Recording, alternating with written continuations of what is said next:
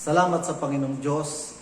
Muli, narito po tayo sa umagang ito, sa umagang panalangin. Binigyan tayo ng Panginoon ng pagkakataon na pumuli tayo makapaglingkod. At may lapit natin sa Panginoong Diyos ang ating bayan, ang ating mga kapatiran, at lahat po ng mga kaluluwa. Tayo po'y umawit, andugan tayo ng awit ng mga tatlong kawataan, ng awiting makalangit.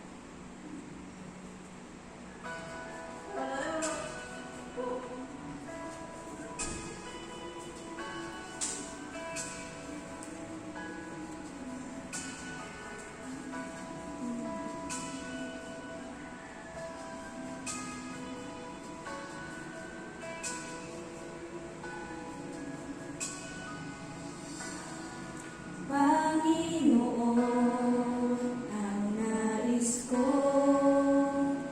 kagandahan mo ay magmasdan, ang panig sa aking tugon, kailan may di pababayaan sa iyo lamang.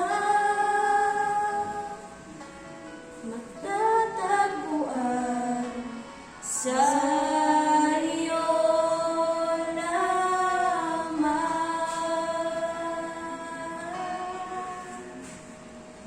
Mananatili sa iyong lilim at sasambahin ka sa dakong lihim. Mananatili sa iyong lilim nang masumpungan ka sa dakong lihim.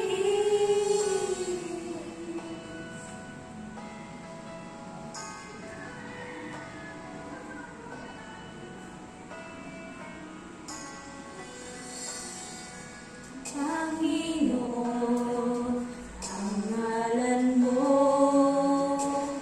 ay kalinga sa sandigan ko, di magbabago pangako mo. Salita mo'y panghahawakan sa iyo lamang. Matatagpuan sa iyo lamang.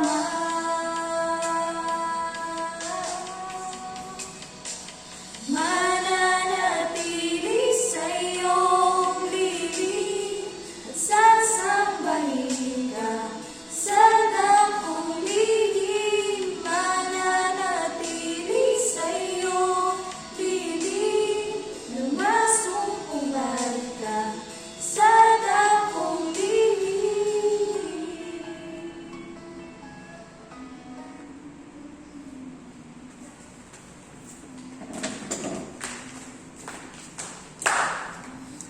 Salamat po sa Panginoong Diyos sapagkat nato naman tayo muli sa panibagong yugto ng ating buhay, panibagong paglalakbay at panibagong pakipagbaka at karagdagang pagtatagumpay, panibagong pagtatagumpay. Salamat po sa mga kabataan na nagbigay awit sa ating mahal na Panginoong Diyos. At ngayong oras na ito, tungayan natin ang salita ng Diyos. Dito po sa Aklat ng Juan, Kapitulo 1, sa talatang 1, nang pasimula siyang berbo at ang berbo ay sumasa Diyos at ang berbo ay Diyos. Ito rin nang pasimulay sumasa Diyos. At sa Hebreo, buksan natin ang aklat po ng Hebreo, Kapitulo 13 sa talatang 8. Ganito po ang pagkakasabi. Si Jesucristo ay siya rin kahapon at ngayon, oo, at magpakailanman. Salamat sa Panginoong Diyos sa kanyang mga salita na atin pong natungayan sa umagang ito, na ang salita niya ay nananatili magpakailanman. Kung tayo po ay pangawakan natin, sampalatayan natin ng salita ng Panginoon ay makapangyarihan at ito'y nananatili at magpakailanman. Ang sabi ng Biblia, siyang kahapon, ngayon at magpakailanman. Sino po yung salita? Walang iba kundi yung berbo, yung Diyos na nagkatawang tao. Siya po ay hindi nagbabago Siya ang Diyos ng dakila at makapangyarihan sa lahat. Siya po ang nangako na mag-iingat at magpapala sa bawat isang sumasampalataya, sumusunod at nananalig sa Kanya. Sa umagang ito, sa araw na ito, kaibigan, kapatid, pangawakan natin ang kadakilaan at ang kabutihan ng Panginoong Diyos. Tayong lahat ay nasa daan ng paglalakbay. Ang pinakamapanganib na daan, ang the dangerous road na atin pong tinatahakan. Ngunit kung kasama natin ang Panginoong Diyos, hindi tayo dapat matakot at magamba. Lahat ng mga virus sa daigdig na ito na gawa ng kaaway, Spanish flu virus, lumipas na, lahat, coronavirus, lahat yan ay tinutunaw at tutunawin ng Panginoon. Sa ating bansa, ang virus na ito, mga kapatid, ay actually hindi na po ito dapat katakutan dahil sa 120 million Filipinos sa ating bansa, ang namatay, sabi nga, is 1,000 pa lang mahigit. Ibig sabihin, hindi sa virus namatay sa loob ng mula nung Marso hanggang ngayon. Namatay yan sa iba't ibang mga sakit at karamdaman. Dahil nga lang, naikarga po sa coronavirus. Tandaan natin, ang Diyos ang siyang mag-iingat sa atin sa lahat ng panahon. Ngayon po ay dumako tayo sa ating pong pananalangin. Kaibigan, kapatid, nariyan ka man sa iyong tahanan, saan ka man naroroon sa oras na ito, tayo po ay sabay na mananalangin. Pangawakan mo ang salita ng Diyos. Pangawakan mo ang kadakilaan ng Diyos Ama. Siyang kahapon, ngayon at magpakailanman. Si Jesucristo ay hindi nagbabago. Langit at lupa ay lilipas, ngunit ng kanyang salita kailanman ay hindi lilipas. Manalangin po tayo sa mga oras na ito. Sabayan po ninyo ako sa panalangin upang lalo po nating makita at maramdaman ang kadakilaan po ng Diyos.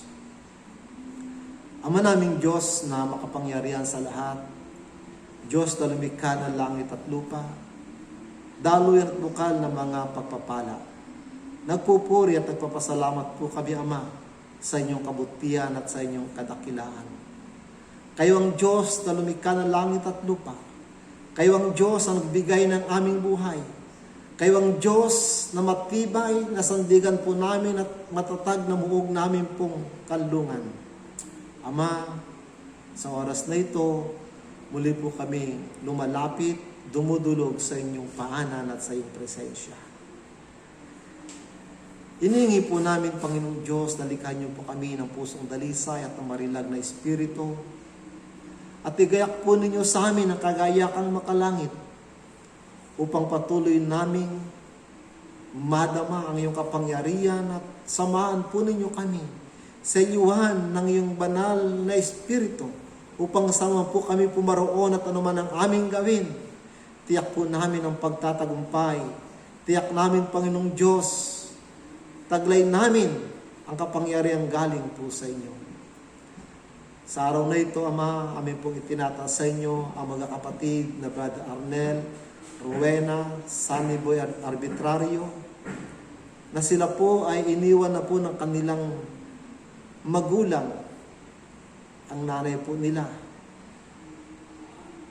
Dalayan ko po, Ama, na aliwin po ninyo ang pamilyang ito, ang magkakapatid na ito, kasama na po ang kanilang mga kamag-anakan, ang mga Dominisi family, Biritan family, ang kanilang mga kamag-anak. Kayo pong patuloy na magbigay kaaliwan sa kanilang puso at higit sa lahat ang katatagan ng pananampalataya. Salamat din po, Panginoong Diyos, sa ibayong kalakasan at ibayong kagalingan, kalusugan ng katawang lupa kay Sister Pe Bulataw, na ipinagkaloob na po ninyo sa Kanya. ang kalakasan at kalusugan ng kanyang katawang lupa. At hindi lamang yun, Panginoong Diyos, kundi ang espiritual na kalusugan ng kanyang espiritual na buhay. Pagpalain nga po ninyo ang sambayan ng kapatid na Pe Bulataw. Ang mga Bulataw family, sa dako po ng Pangasinan, sa dako po ng Mekawayan, ang kanilang mga kamag-anakan, ang mga Soriano family, lahat ng nakapaligid sa kanila, patuloy niyo pong pagpalain din naman. Ang Migrant family, Locatin, at iba pa, kaya Biab, Rabina, na nakapaligid po doon sa COA, ang divine protection, Panginoong Diyos, ipagkaloob po ninyo sa kanila at ang complete divine healing na siyang kailangan ng bawat kaluluwa at manampalataya sa dako po ng COA community. Dalayan po po, Ama, ang Pastor Manding Dilaw, kasama ng kanyang pamilya at mga anak at kamag-anakan at lahat ng kapatiran sa COA community. Panginoong Diyos, balutan niyo po sila ng inyong banal na espiritu na anumang uri ng virus o God na siyang kinakatakutan ng mundo ngayon, na pandaraya ng kaaway, ng dyablo. Tunayan po ninyo ang lahat ng uri ng karamdaman at virus and sintomas ng COVID-19 sa pangalan ng Panginoon Jesucristo, taga Nazaret. Espiritu ng virus, matunaw ka't wala kang karapatan lumapit sa mga anak ng Diyos, sa lahat ng dako at sa lahat ng mga lalaki at babae na anak ng Panginoong Diyos. Salamat nga po, Ama, sa inyong kabutihan at kadakilaan. Ang Kamalig community, tinatas ko po sa inyo sa panguna ng kapatid na Tami Bulawan.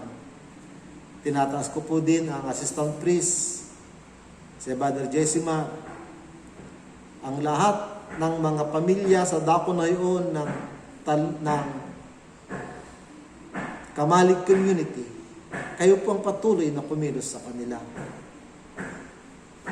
Sa iba community, Panginoong Diyos, sa panguna ni Pastor Johnny Soriano at lahat ng kapatiran, ang assistant priest, Priest Joven Docabo, ang Docabo family, at lahat ng Body of Christ sa dako ng iba hanggang sa kalititang Body of Christ, abutin niyo po sila.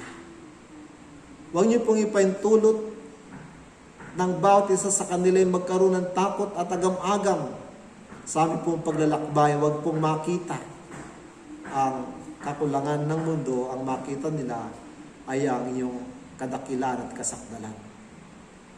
Ang Valenzuela community sa pangunguna ni Pastor Javier de la Cruz, Tarmayet, at lahat po ng kapatiran, mga lalaki at babae, bata't matanda, huwag niyo po itong kalilimutan. Ang Tandon Sora community sa pangunguna ni Pastor Ezekiel, Star Michelle, Pastor Niguez, Star Maring, ang kanilang pamilya. Pagpalain po ninyo, Ama, ang lahat po ng mga nanay at mga tatay sa Tandon Sora community, mga kabataan at mga bata. Huwag niyo pong kakalimutan ng bawat isa. Panginoon, balutan niyo po sila ng inyong kapangyarihan. Ang kanilang mga kabuhayan ng mga rider at mga driver po ni Pastor Ezekiel sa Lazada Online. Napakarami niya po mga rider at mga driver. Dalayan ko po ang bawat pamilya na sila ay lumalapit po sa inyong paanan, nagpupunta sa iyong bahay panambahan upang sambahin ka sa espiritu at katotohanan. Ang mga kaluluwang ito, Ama, huwag niyo po itong paindiyan. Pagpalain po niyo silang lahat. Mabag po kayo sa bawat pamilya na lumalapit po sa inyo.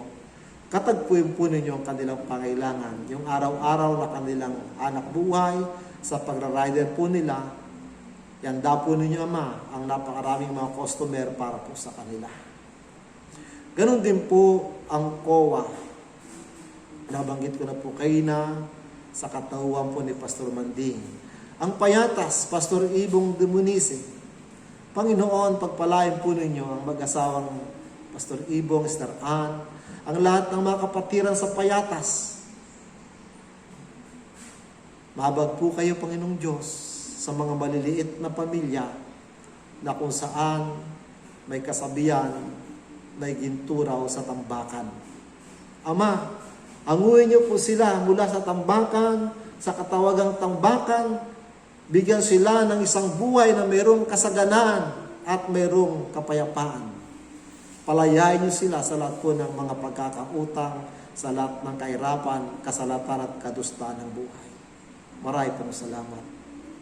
Ganon din po ang Rizal Community sa pangunan ni Pastor Sam Soriano, ang mga stand priests, yung mga active priests, Ezekiel Soriano, Pastor J. Mart Calhar, ibalik niyo sa iyong gawain, sa iyong Bethel, sa iyong ubasan. Panginoon, i-revive po ninyo ng lubusan ang Rizal Community. Magkaroon din po ito ng dalisay na pag-ibig, harmony, ang bawat isa mula sa sambayan at sa katauhan ni Pastor sa Magandun, sa lahat ng mga officer at kalitlitang mga pamilya. Salamat po, Panginoong Diyos, ang dalisay na pag-ibig na sa inyong padaluin sa bawat community, sa bawat buhay ng inyong mga anak. Amin pong itinataas sa inyo sa umagang ito ang Pastor Al Bautista, Pastor Aldex Bautista, Pastor Kapili at lahat po ng mga lalaki at babae sa dako po ng Caloocan, Malaria. Kayo po ang magpapala sa kanila. Lahat ng mga kapatiran, mga nanay, mga tatay, kabataan at mga bata, Panginoong Diyos, nakikita niyo kanilang pagsisikap upang sila'y magmana ng buhay na walang hanggan. Kasiyan nga po, mga kapatid na ito, balutan niyo ng inyong kapangyarihan.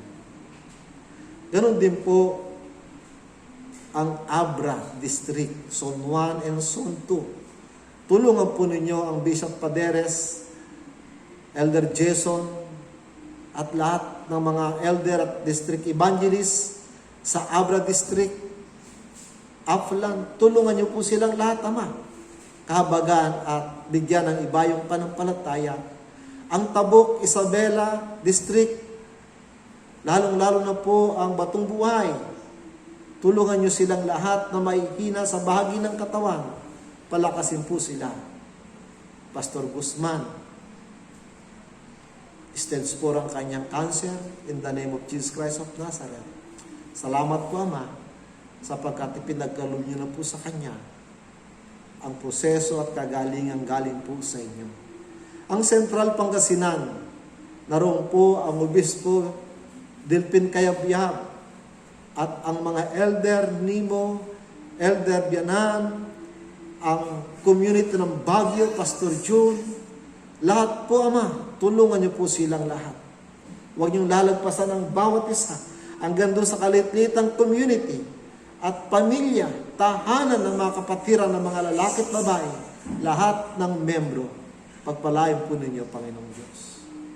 Ang Middle District sa pangunguna ni Elder Renato Munda at lahat ng community na kanyang nasasakupan, ang mga priest kasama ng kanilang pamilya at mga membro sa bawat iglesia, community. I-bless po ninyo at abutin po sila. Nakikita po ninyo, lalong-lalo na po sa spiritual na pamumuhay, inyo po itong palalimin ng kanilang spiritual life. Ang National Capital Region, lahat ng mga departamento, Men's Department, Women's Department, Youth Department, Children Department, lahat ng ministeryo, tulungan niyo po silang lahat. Ang Cebu District, sa panguna ni Elder Marvin, tulungan po niyo siya kasama ng kanyang may bahay. It po sa lahat maayos ang kanilang pamilya. At lahat ng mga pastor at district evangelist, i-restore po ninyo District Evangelist Roger Balatero. Kumilos po kayo sa kanyang buhay kasama sa kanyang may bahay. Buhayin po ninyo ang natutulog na kaluluwa.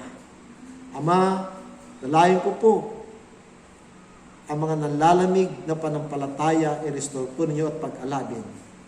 Ang Mindanao area, Zone 1 and Zone 2 sa panguna ni Elder Laskay, Elder Anlog, kasama ng kanilang pamilya at mga sambahayan ng bawat priest sa bawat community, bawat bahagi ng katawan hanggang sa pinakamaliit na tahanan at pamilya. Iunat po ninyo ang inyong mapagpalat makapangyarihang kamay. Idampi po sa kanila at ibigay po ang mga biyaya na hindi po nila nakikita sa kanilang buhay. Ang Tandag Tago Community sa panguna ni Pastor Chato, pangunahan niyo po, Panginoon, at i-bless. Panagpuin ang pangailangan ng bawat iglesia. Ganon din po ang kabuuan ng apostolic faith, ang fourfold ministry sa iba't ibang panig po ng mundo. Sa Australia, sa Canada, sa Great Britain, sa Germany, sa New Zealand, sa iba't ibang panig po ng mundo, Panginoong Diyos, abutin po ninyo ang unity of the apostle sa buong daigdig kasama ng body of Christ na kalititang bahagi. Tulungan niyo po, Ama. Buklod din ang isang espiritu, isang panampalataya at higit po sa lahat ang dalisay na pag-ibig nang galing po sa inyo ang siya po ninyong itali sa aming lahat upang lalakad po kami na taglay namin ng iyong katangian. Kayo po ang Diyos at author ng pag-ibig. Salamat po, Panginoong Diyos. Ang lahat ng group leader at lahat ng kasampi at kasama namin sa umagang panalangin, sa umagang ito, Panginoon, abutin niyo po sila at panagpuin ang kanilang pangailangan. Ang iba, mayroon pong makaramdaman sa katawang lupa sa pangalan ni Jesucristong taga Nazaret, anumang uri ng karamdaman, sa pangalan ni Jesus, matunaw ka at wala kang karapatang makitira at makituloy sa katawan ng anak ng Diyos sapagkat siya binayaran ng banal ang dugo na siyang dumanak sa krus ng Kalbaryo. In the name of Jesus Christ of Nazareth, matunaw ka anumang uri ng karamdaman. Pagpalain po ninyong lahat, ang lahat ng kasama sa umagang panalangin, hanggang sa kalitlitang kabataan, hanggang sa pinakamatanda, mula sa aking mga kasama sa umagang ito, at sa lahat po ng bansa kung saan mayroon pong coordinator may kasama sa umagang panalangin. Ang aming bansang Pilipinas ay tinataas po namin sa inyo sa pangunguna ng aming mahal na Pangulong Duterte. Pagpalain po ninyo ang aming mahal na Pangulo. Patuloy niyo siyang hawakan ang lahat ng uri ng mga mananakmal, maninira, masamang mga espiritu at mga tao na nais siyang masira sa kanyang liderato.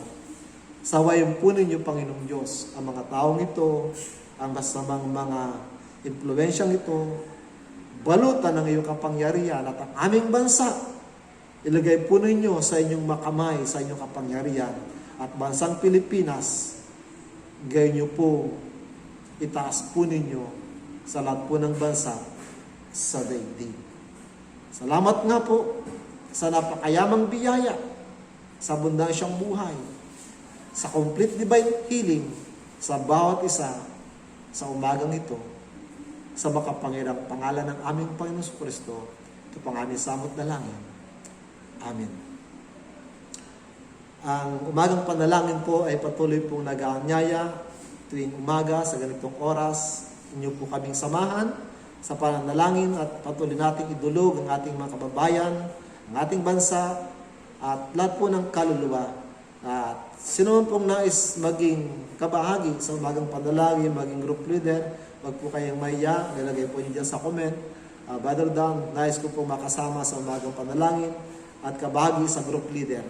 Lagay lang po rin yan, automatic po, at akin po kayo bibigyan ng kapahintulutan. Maraming po salamat. Muli po, magsama-sama tayong muli bukas ng umaga. God bless po sa ating lahat.